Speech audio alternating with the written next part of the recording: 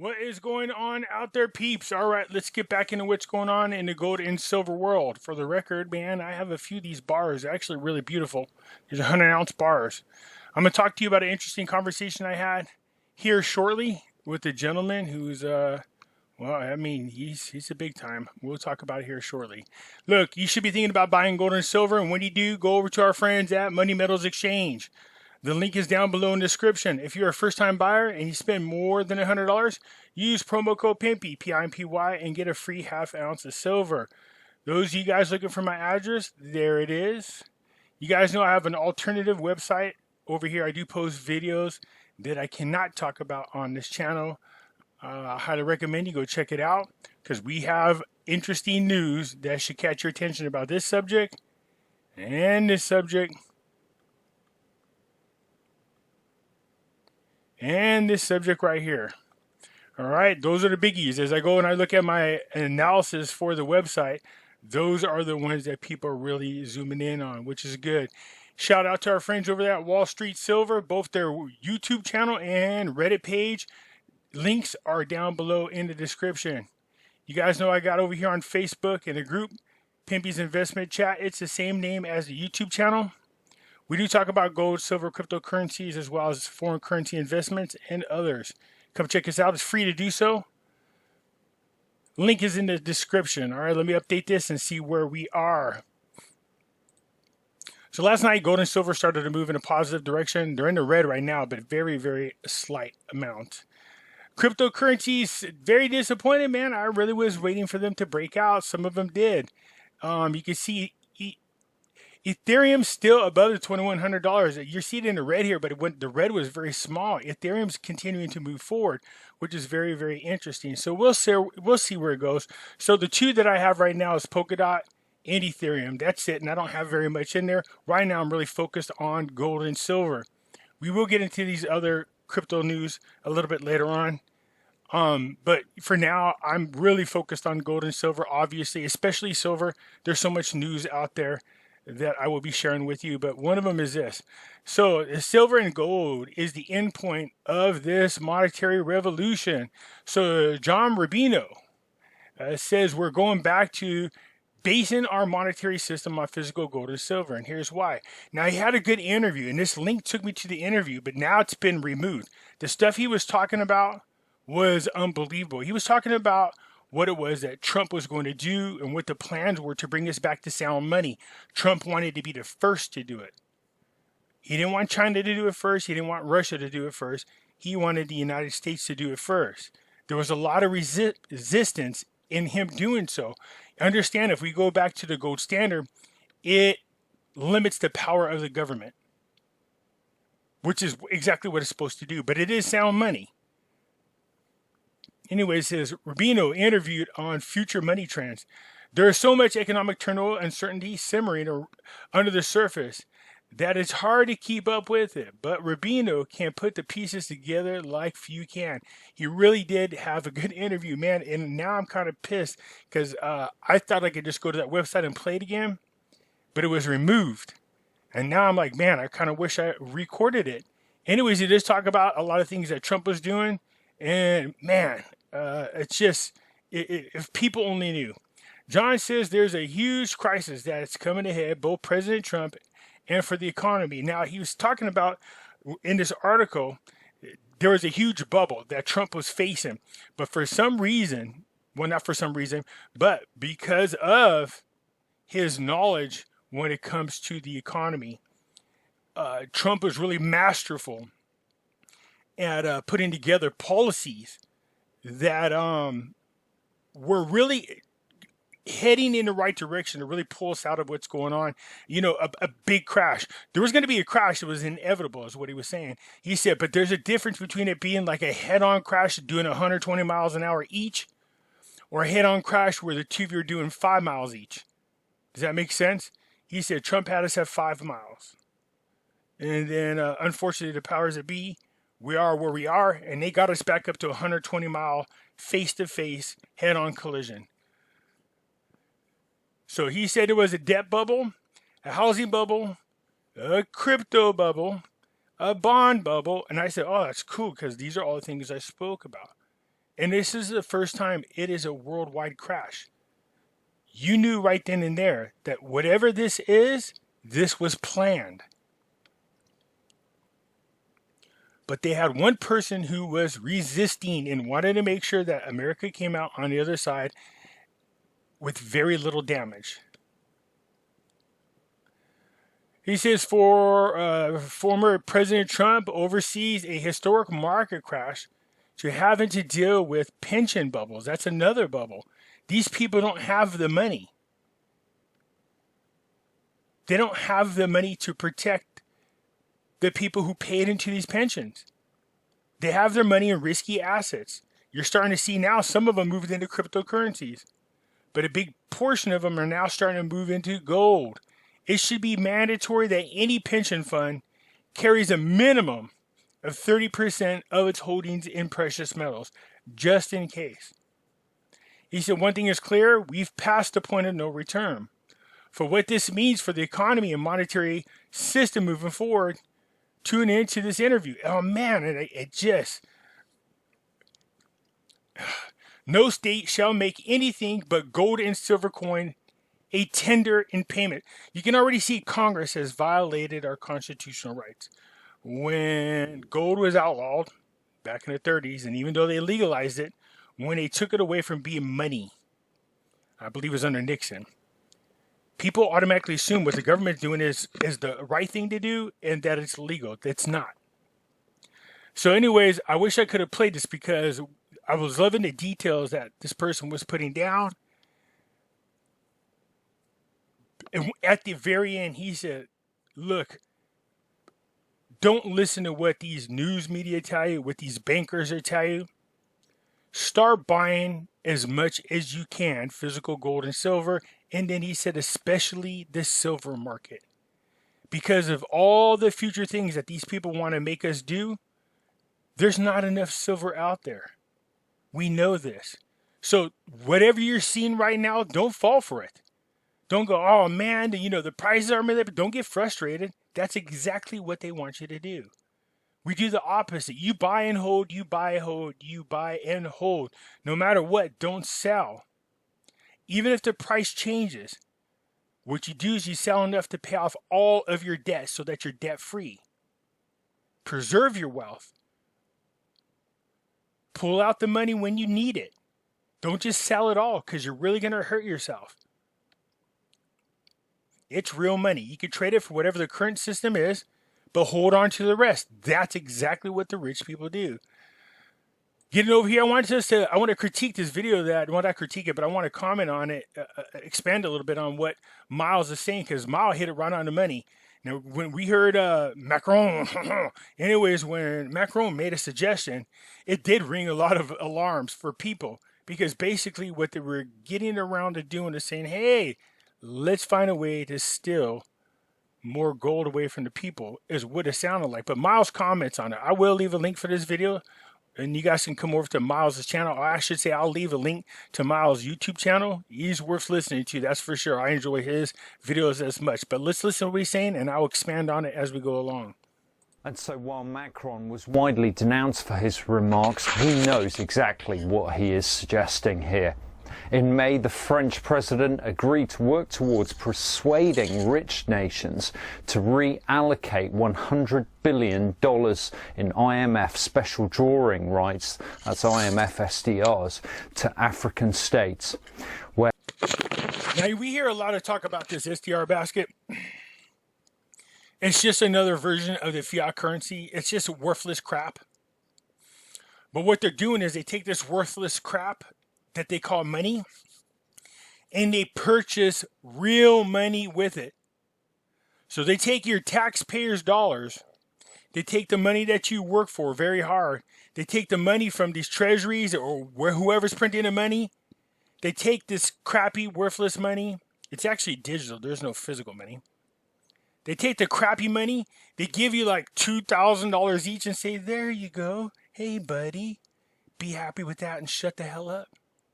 Meanwhile, they take way more than that, butter their own pockets, and then turn around and buy real assets, stocks and companies, even if it crashes. but mostly gold and silver. They're trying to buy it up all over the place. It's the only legit money. When you go to the Great Reset website, it tells you on there, with the new digital currency, check this out. Now, this should tell you everything, that they're trying to buy up all the real money around the world so nobody has a way to escape their system, because this is what it says on the website. This universal basic income. You will have the right to sell your gold and silver, and you will get the money put on your digital bank account. You'll get it. Of course, they want you to do that, because when they do a billing, they get a ticket from you, so you got nothing in return. Anyways, they'll allow you to sell your precious metals, and in exchange, you will get the money put onto your digital dollars. But you cannot take your digital dollars and buy precious metals. That's what it says. It says you can get this digital currency with your gold and silver, but you cannot buy gold and silver with this new digital currency. What the hell? Why is it your business what I do with my money? So you have that to look forward to, them telling you what you can and cannot buy with this money. If they're already starting with gold and silver, you should be wanting more money outside of the system that they can't take from you. Where he stated that impoverished African economies must not be left behind in the post-pandemic economic recovery, and a substantial financial package is needed to provide much needed economic stimulus. Africa is one of, if not the richest nation in the world. How are they impoverished? Corruption. I said this about Iraq and Africa. They're two of the most richest nations in the world. Venezuela, Africa, Iraq. There's no reasons for these nations, the people in these nations, to be poor. The globalists have been taking advantage of corrupt politicians for the longest time. They make the corrupt politicians rich, and the corrupt politicians allow these globalists to come in and rape them of their natural resources and things of real value. While the people stay poor, there's no reason for it. They do what they want with your tax dollars without your permission. That needs to stop. Now, Macron's strategy here makes it look like rich nations would be doing their bit for less economically developed countries, and it provides good PR for him. But we know these African countries have already been sold into debt traps by the IMF and World Bank. But what is more sinister about Macron's suggestion here is that it's the direct transfer of a nation state's held gold reserves, which would then be transferred to the global body of the IMF. Presently, the IMF holds just over 2,800 tons of gold. And so if the IMF were to purchase $100 billion worth of gold using their SDR funny money, it would buy around an extra 1,673 tons of gold at current prices. In fact, it would boost the IMF's gold reserves by around 60%. This would go a long, long way towards further beefing up the IMF's balance sheet ahead of their proposed new Bretton Woods monetary reset. But this is also important because we know that the IMF is facing key threats, which really questions the relevance of such an international institution. Consider firstly that it is being squeezed into acting quickly by the Chinese and their rapid development of the central bank digital currency. In particular, the design of China's CBDC would seem suitable for regional use of the digital yuan, and thus reduce the need and the power of the IMF to organise a Bangkok-style supranational currency. Now, this is something that the Chinese have been calling for as far back as 2012, and they are frustrated with the lack of progress that has taken place on this. I have a feeling China and Russia are going to force us into the gold standard. Get away from that. You know, they want to push out the digital yuan, but it is supposed to be backed by gold. See, I don't have a problem with digital currencies as long as you can exchange them for actual physical dollars. But if they're going 100% digital, I don't support that at all. China and Russia are tired of what they call abuse that the United States has been doing to those individuals because they have the power of our dollar being the reserve dollar. And countries are tired of it. So I'm curious to see. I know the digital yuan, they want it out before the Olympics, which takes place next year for China. So we'll see. And the continued power of the dollar. But secondly, it also seems as if the IMF is now being forced into acting promptly due to the rise of cryptocurrencies and El Salvador's recent announcement that Bitcoin would be considered legal tender in the country. The IMF immediately moved to criticise El Salvador's decision and suggest that this may imperil a $1 billion loan to the country. Yet El Salvador's president has made a habit of upsetting Washington, and Bitcoiners have proposed that they could actually instead raise this money amongst themselves for El Salvador. And so if Macron succeeds in persuading G7 nations to part with some of their gold, it would lead to large-scale issuance of SDRs, special drawing rights, which would then be directed towards African countries for now. Now, analyst Tom Luongo believes that this would help to actually keep key African leaders compliant in supplying the Western nations with the key commodities needed for the G7's effective Green New Deal. Given China's presence on the African continent, securing Western access to key commodities would certainly seem vital. Meanwhile, Jim Rickards has long pointed out how massive issuance of SDRs is on its way, as the fund is the only effective lender of last resort with a clean balance sheet. Recently, IMF boss Georgieva has said that she would work with IMF members in the coming months on how they could reallocate some of their SDRs or use budget loans to actually reach or even exceed the $100 billion goal. But what's more is that the IMF is working on a resilience and sustainability trust that could allow its members to lend their IMF SDRs reserves to more countries, including middle-income countries, which the IMF states are vulnerable to climate change. Now, a more cynical viewpoint here may be the desire to further indebt middle-income countries to the fund, perhaps.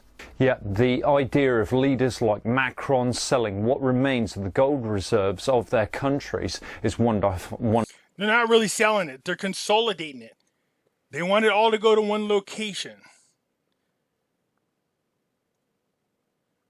That one location is where the single government that's supposed to rule the world is going to be. If they have it scattered everywhere, then there's always that possibility if a revolt happens, then the people can actually get their hands on what belongs to them. If you put it all in one location, it's easier to secure. Making excuses that you're helping poor countries, that's just a lie. This is what these politicians do. They go around talking about how they're going to do something that really sounds good. You're like, oh, look, they're going to help the poor countries. No, that's not what they're doing. They lie. They're conniving. Basically, they're trying to grab all the gold, silver, which is real money, and put us into a system that doesn't allow us any freedom. We got to fight this system. You need money outside of this system. Gold and silver is that. This is why they're pumping up their holdings on gold and silver. And I find deeply abhorrent. In the same way Gordon Brown conducted sales of the UK's gold in the early noughties, much of which headed eastwards. Or the fact that Canada's gold reserves have been completely sold off with apparently no concern over the price, as Canadian Finance Department spokesperson David Barnaby wrote in 2016. The decision to sell the gold was not tied to a specific gold price, and sales are being conducted over a See, but here's the thing about this in Canada. You guys in Canada, because I got people from Canada. Did you guys realize this happened? Did they tell you this was going to happen? Did they ask permission from the citizens if it was okay to do this? See, this is what I'm talking about, these governments getting way out of control. Just doing things on their own without asking permission from the citizens.